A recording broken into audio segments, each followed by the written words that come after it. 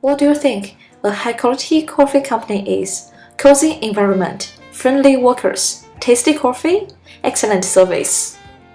Today we will introduce Starbucks, a leader in the coffee industry, because it is believed that an excellent service organization has certain characteristics. Today we are going to Maya Center Starbucks to evaluate how Starbucks arose and why we think it's a leader. Now we are on the way. Starbucks is a global company that has spread to different places in the world. In 1971, three Seattle friends, Gordon Booker, Jerry Bookman, and Zev Siegel started the company in Seattle Pike Place Market, USA. The original name of the first store was Starbucks Coffee, Tea, and Spices. Later, the name was changed to Starbucks Coffee Company. The name, inspired by Moby Dick, invoked the romance of high seas and the seafaring tradition of the early coffee traders.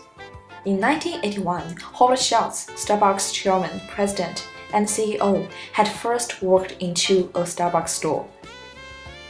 From his first cup of Sumatra, Howard was drawn into Starbucks and joined a year later. In 1983, Howard traveled to Italy and experienced romantic coffee style in Italy. He had a vision to bring the Italian coffee house tradition back to the United States.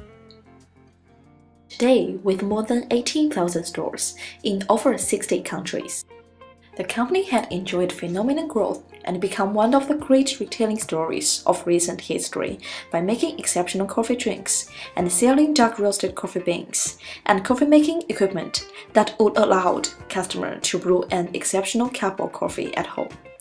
The mission in Starbucks is to inspire and nurture the human spirit, one person, one cup, and one neighborhood at a time.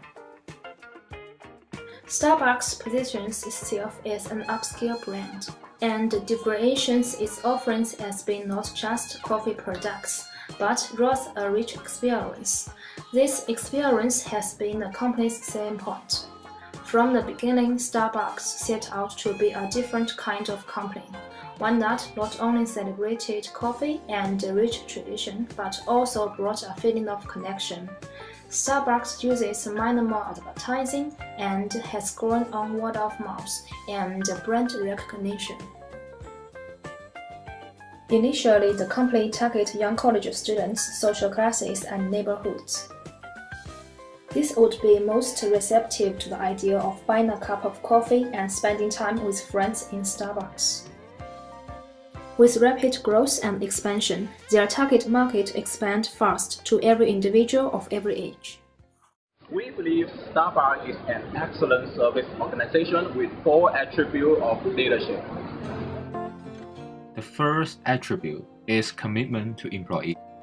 The leader-member exchange theory told us that an interaction based on trust and respect between leader and members produce positive outcomes, such as less turnover and greater organizational commitment. The servant leadership proposed that the leader should help their employee develop their personal capacity. Starbucks has shown to be an excellent service organization because it is committed to their employee. For example, one mission statement of Starbucks says, "We always treat each other with respect and dignity." Therefore, in Starbucks, employees are called partners because they are valued in a personal level. Also, Starbucks spends more on training than it does on advertising.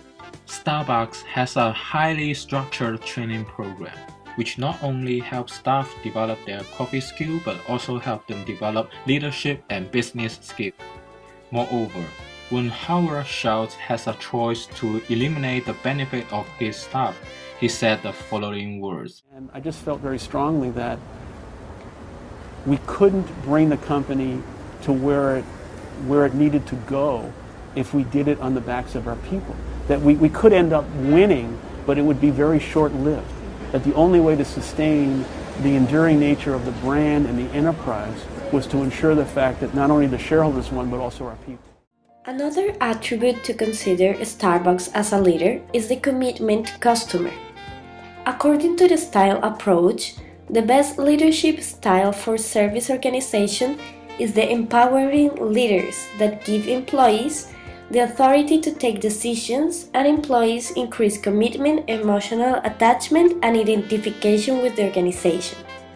For servant leadership, empowerment is also a core value because the company gives their employee the trust and autonomy to do whatever they believe is necessary to satisfy customers. In this sense, Starbucks aims to provide personal and unique experience to customers. As the mission statement says, create a great experience for our customers, one person, one cup at a time. For Starbucks, the business is about human connection. All partners in Starbucks learn the following model: be welcoming, be genuine, be considerate, be knowledgeable, be involved, in which Starbucks encourages all partners to do everything they can do to please customers when their exact needs are not met. When a customer asks for something, they look for an option rather than say no, always trying to please the customer. Starbucks also asks for feedback from the customers on the detail most important for them. In 2008, Starbucks launched a customer idea site called mystarbucksidea.com. It's a place where Starbucks customers can suggest new ideas, advocate for change in existing policies and practices, and vote and comment on others' ideas. The third attribute is ethic. The servant leadership suggests that ethics should be the core value of leaders. To be ethic is to lead for the good of the organization, community, and society. In this context, Starbucks believes that social responsibility gives the company a great advantage over competitors.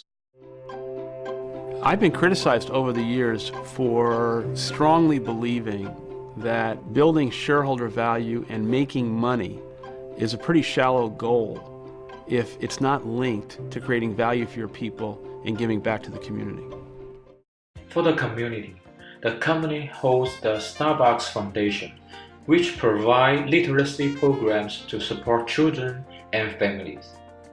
Starbucks, different from other businesses, take care of the stakeholders. At Starbucks, we've been sourcing our coffee in an ethical way for many, many years. We work with farmers to ensure that they get a fair price, that they're farming in the way that's responsible to the environment, and that we take care of the communities in which we do business.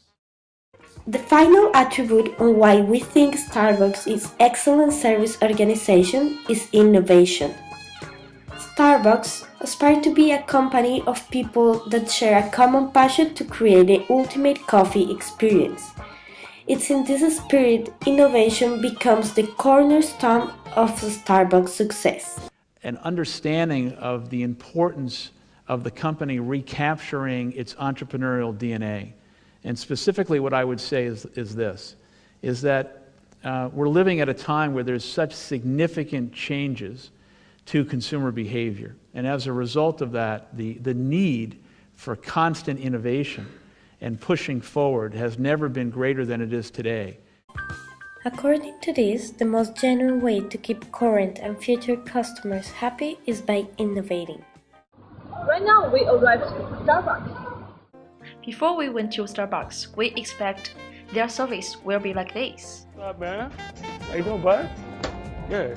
That DVD work out okay? Yeah. But after we experienced Starbucks, their service was like that. We have noticed that some employees were not friendly. They have no smile and no eye contact. After we experienced Starbucks in Maya Center store in Brisbane, we had one main recommendation. Because human connection between partners and customers is very important for Starbucks, we recommend to train the staff better according to the guideline that we mentioned in the video and constantly reinforce the value of human connection among partners.